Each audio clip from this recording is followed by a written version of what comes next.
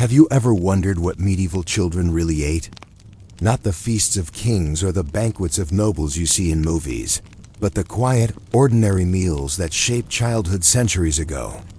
From bowls of thin porridge eaten in smoky huts, to small hands learning how to break bread in noble halls, food was more than just nourishment. It was survival, faith, and identity. Tonight, we'll step back into the forgotten world of medieval childhood meals, uncovering the daily routines, the rare feasts, and the harsh famines that defined growing up in the Middle Ages. Settle in, let your imagination wander, and discover a story of the past that is far more ordinary and far more human than you might expect. Chapter 1. The simplicity of bread and porridge. When you think of medieval Europe, you may imagine knights in shining armor, towering castles, or bustling marketplaces.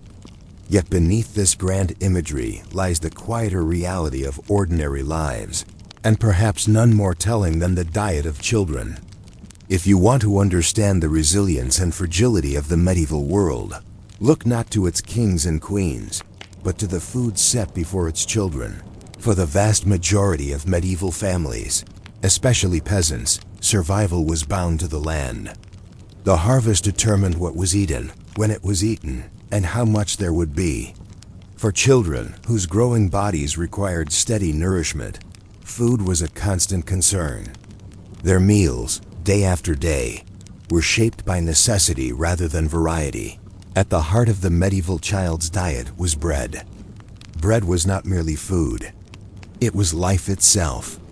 In many villages, bread accounted for as much as 50 to 70% of the calories consumed daily. The type of bread varied with class. Wealthy children of noble households might eat fine white bread made from sifted wheat flour. It was softer, lighter, and free of the bran and chaff that peasants could rarely afford to waste. In contrast, the children of peasants ate darker, coarser loaves made from rye, barley, oats, or whatever grain was most available.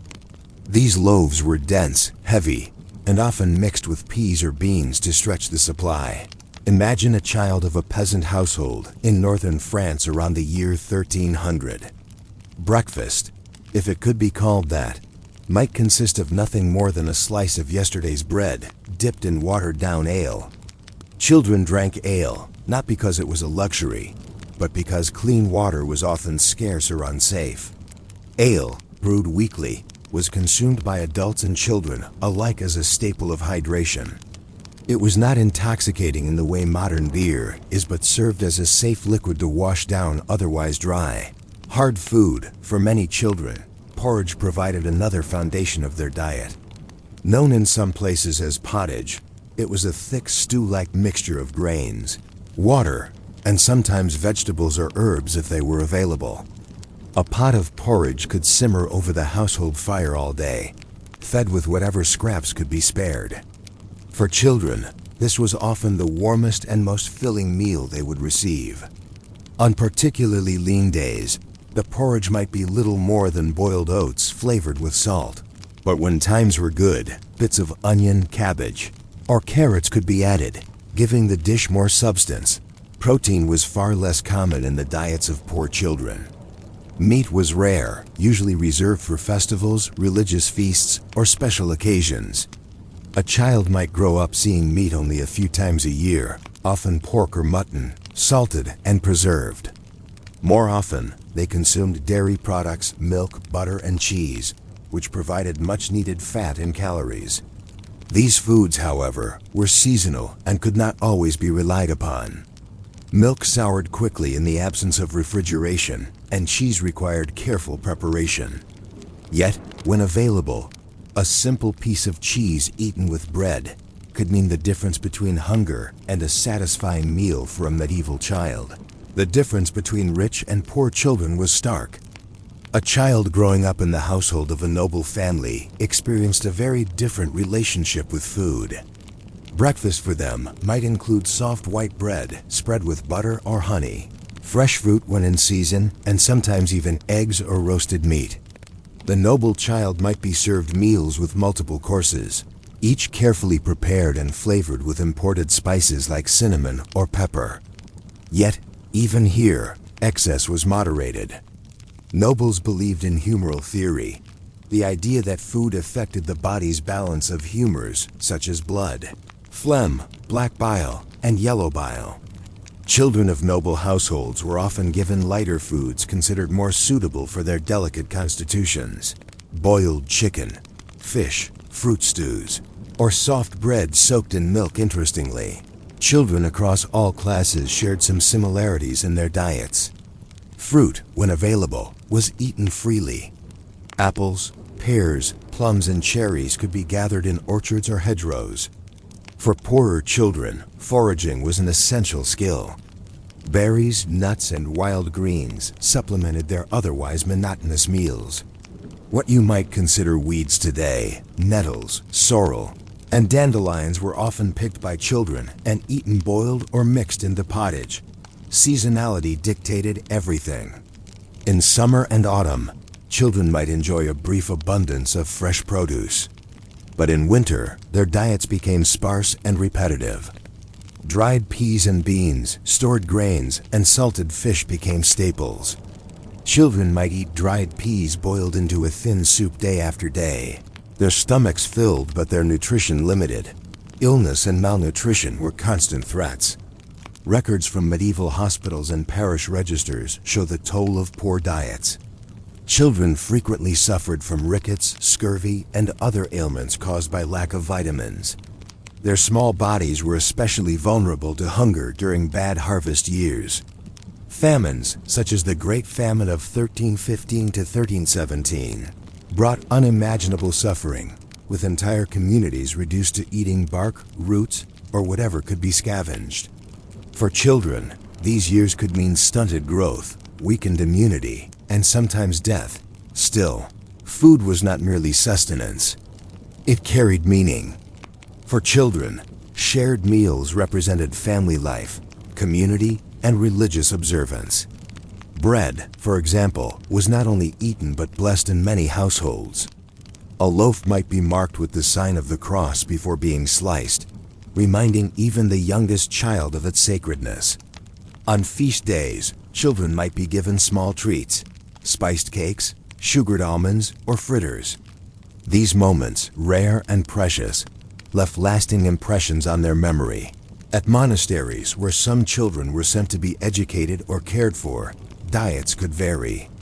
Monastic rules often limited meat, emphasizing fish, legumes, and vegetables instead. Children living under such regimes experienced a stricter, plainer diet, though they were more likely to be fed consistently compared to peasant households where scarcity ruled. The contrast between expectation and reality shaped medieval childhood in powerful ways. To you, hearing of children subsisting on stale bread, thin porridge, and weak ale might sound bleak. But to a child born into this world, it was the rhythm of life. Meals were predictable, repetitive, and bound by the limits of survival. And yet, one wonders, what did these children think of their food? Did they dream of more? Or was their sense of hunger dulled by familiarity? Did the noble child envy the simplicity of rustic fruits and fresh milk? Or did the peasant child ever glimpse the richness of noble feasts and long for just a taste? Chapter 2. Food, Status, and the Shaping of Childhood Identity. If you were a child in medieval Europe, the food you ate was more than sustenance. It was a marker of your place in the world. From the very beginning of life, what filled your bowl or cup reflected your family's position within the rigid hierarchy of medieval society. The table was not merely a site of eating, but a visible demonstration of status, wealth, and identity. To understand this better, imagine the contrasting scenes. In the great hall of a noble household, long trestle tables stretched beneath soaring beams. The room glowed with firelight, and the air filled with the scents of roasted meats and spiced sauces. At the high table, the noble family and their children sat elevated. Served first, their plates stacked with soft bread trenchers, fresh meat, and delicate sweets. Meanwhile, at the far end of the same hall, servants and retainers ate plainer fare, perhaps broth and bread, their position in the room reinforcing their lower status. A child growing up in such a household could not fail to notice the connection between where you sat and what you ate. Now contrast this with the humble home of a peasant family. The meal was taken around a wooden board or a makeshift table of planks and trestles. Children often shared bowls with siblings, dipping wooden spoons into the same pot of pottage. The food was humble, sometimes monotonous, but it was communal. A child learned early that food was not just for oneself, but for the household. If a visitor arrived, even a beggar, the family might share what little they had. For hospitality was expected, and refusal was frowned upon. Bread, the universal staple, reveals this divide most clearly. For nobles, white bread, known as manchet in England, was prized, its whiteness a symbol of refinement. For peasants, dark coarse bread was their daily fare. Children who ate manchet might grow up believing that whiteness and softness equaled superiority, while those who ate rye and barley loaves accepted coarseness as their lot in life. Bread itself became a lesson in class, baked into the experience of childhood. Another distinction lay in the use of meat. For noble children, meat was not simply a rare treat, but a dietary expectation. Hunting, feasting, and the serving of roasted boar, venison, or swan carried symbolic weight. Meat was associated with strength, vitality, and wealth. To deny a noble child meat would have been unthinkable. And yet for the peasant child, meat was so rare that it might feature only on religious feast days or during seasonal celebrations. Instead, their protein came largely from beans, peas, and lentils. These humble legumes filled countless bowls and pots, but they lacked the prestige attached to animal flesh. Religion played an enormous role in shaping what children ate.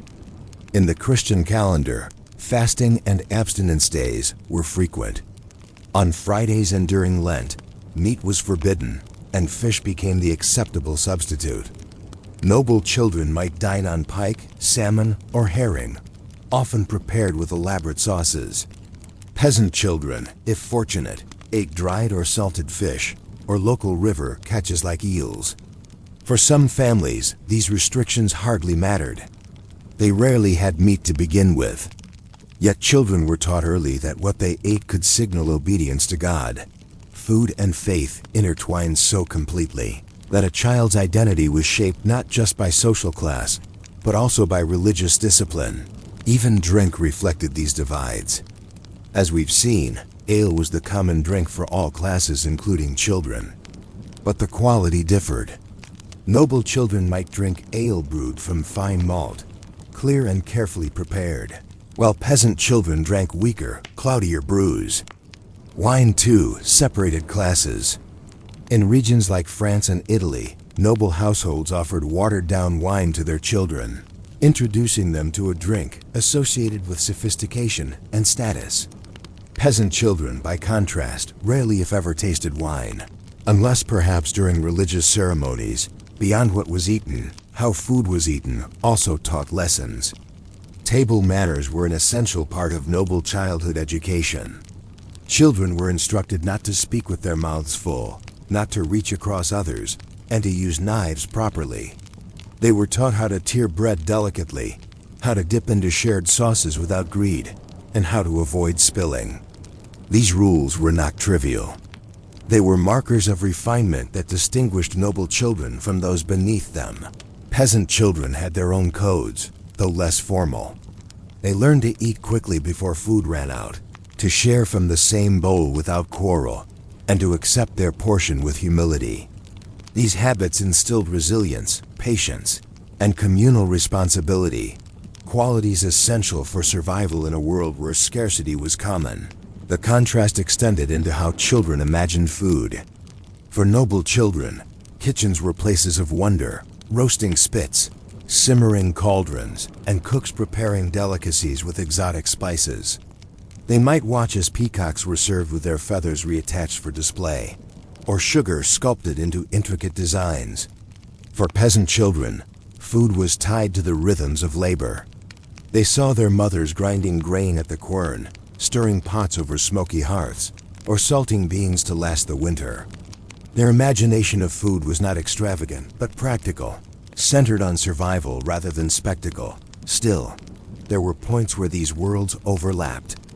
At fairs and markets, children from all backgrounds might catch sight of foods they rarely ate: honey cakes, roasted chestnuts, or dried fruits. For a peasant child, saving a penny to taste such a treat was a memory treasured for years. For noble children, these foods were simply part of festive abundance. Yet in such shared spaces, even if briefly, the boundaries of class seemed to blur. It is worth noting, too, that famine did not spare the wealthy. During the Great Famine of the early 14th century, even noble households struggled, their fine bread replaced with rougher loaves, their cellars depleted. For children born into these years, hunger left a lasting impression regardless of class. Malnutrition, illness, and mortality rates soared, reminding everyone that status could not fully shield against the failures of harvest and the wrath of nature. Childhood identity was therefore shaped not just by what was eaten, but by what was not. To be denied food, to go hungry, or to see one's portion shrink was a formative experience. It taught children about limits, resilience, and dependence on the earth's bounty. It also reinforced social lessons. Hunger was expected for peasants, while abundance was expected for nobles. These patterns, ingrained early, influenced how children grew into their adult roles within the rigid framework of medieval society. What we see then is a world where food was both nourishment and message. For noble children, food affirmed privilege and refinement. For peasant children, it taught humility, endurance, and the value of sharing. And in both cases, it shaped not only health, but also identity. Yet one question lingers: did children themselves recognize these differences as clearly as we do now? Did the noble child, taught table manners and served fine bread, understand their privilege? Did the peasant child, chewing coarse rye bread, feel their disadvantage? Or were both simply accepting of the world into which they were born? Chapter 3: Feasts, Famines, and the Lasting Legacy of Childhood Meals. When you think about medieval childhood, it is easy to imagine endless monotony. The same bowls of pottage, the same coarse bread, the same weak ale. And in truth, daily life for most children was marked by repetition. Yet woven into this routine were moments of intense contrast, feasts that dazzled the senses, fasts that tested patience, and famines that carved hunger deep into memory. Together, these rhythms of plenty and scarcity shaped not only the body, but also the imagination of medieval children. Feasts, rare splendor for the many, regular display for the few. For noble children, feasts were not merely meals. They were theater, carefully staged events where food served as a language of power. Imagine the long hall, filled with light from torches and hearths, the air heavy with the scent of roasting meats and spiced sauces. Children of the household sat alongside their parents, often given smaller portions, but always included in the ritual. They watched as dishes were paraded forth: roasted venison, glazed with honey; swans presented with feathers reattached; pies filled with songbirds that burst forth when cut. To a child's eyes, this was a pageant as much as nourishment, but the importance of the feast lay not only in spectacle. It was also training. Children learned how to behave at table in the presence of guests, how to receive food with grace, and how to notice the hierarchy of service. The high table was always served first. Dishes grew plainer as they reached the lower ranks of guests. These lessons reinforced a child's awareness of status. Even the youngest noble could observe that their portion was finer than that of the servant who stood behind them. For peasant children, feasts were altogether different. They were rare, tied to the rhythm of the religious calendar or communal celebrations after harvest. A saint's day, Easter, or Christmas might bring richer meals than usual: pork from a slaughtered pig, cheese, and perhaps a sweetened bread made with precious honey. For the youngest, such occasions left vivid impressions: the warmth of shared food, the joy of eating until full, the memory of flavors not tasted again until the next holiday. Even more striking was the way feasts united communities. For village children, the sight of neighbors gathering, the sound of music, and the smell of roasted meat created memories of belonging. Unlike noble feasts, which emphasized hierarchy, peasant feasts highlighted fellowship. A child raised in such an environment learned that plenty, when it came, was for sharing, fasting, discipline, and spiritual training. In between these moments of plenty came the discipline of fasting. The medieval calendar was thick with days of abstinence: Fridays, Lent, Advent, vigils before holy days. For children, these rules could be confusing but deeply formative. To be told that meat was forbidden was not simply a dietary restriction. It was a lesson in obedience and piety. Noble children might still eat well on fast days: fish and rich sauces, almond milk puddings, and spiced vegetables. Peasant children, however, often felt the fast less as a change of menu and more as a further tightening of scarcity. A bowl of beans without meat, bread without butter, or a thin porridge. These were meals of survival, now imbued with spiritual meaning. In this way, food became a religious education. Children grew up associating self-denial with holiness. To feel hunger was not only natural but virtuous, a sign of aligning oneself with the suffering of Christ. For some, these lessons became lifelong habits of restraint and endurance. Famine, the harshest teacher. Yet the greatest impact on medieval childhood came not from feasts or fasts, but from famine. The Great Famine of 1315 to 1317 remains the most infamous, but smaller local famines recurred throughout the Middle Ages. For children, famine was not an abstract crisis. It was an intimate reality. Imagine a peasant child in a village struck by failed harvests. Bread grew scarce, and loaves were stretched with bark, acorns, or ground peas. Pottage became thinner, sometimes reduced to little more than water flavored with herbs. Meat disappeared entirely. Hunger gnawed at the body, slowing growth, dulling energy, and increasing vulnerability to disease.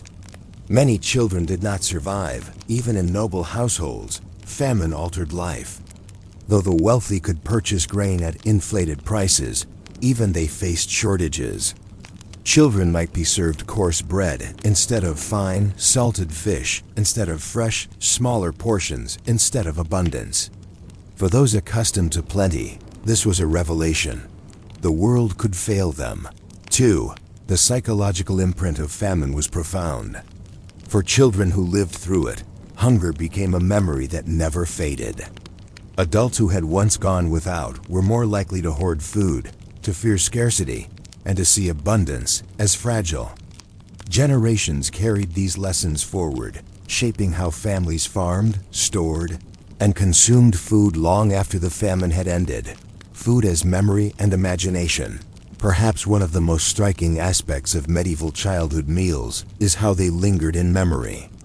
A noble child might recall the shimmering sight of gilded sugar sculptures, while a peasant child remembered the rare sweetness of a honey cake.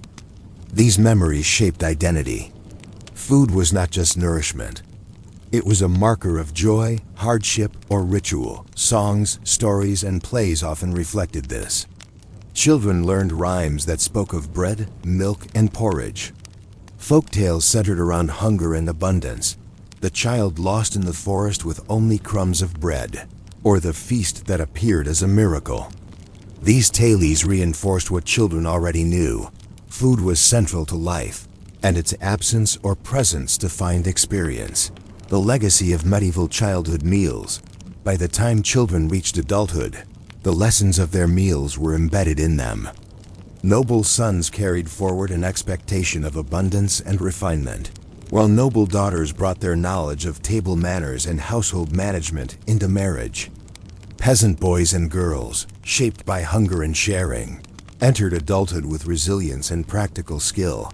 And yet, across these divides, there was a shared truth. Food in childhood was never taken for granted.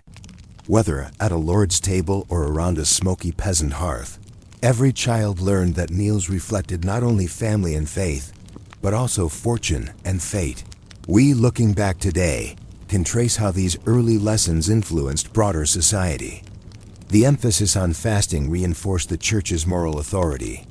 The memory of famine influenced agricultural innovations and food storage practices.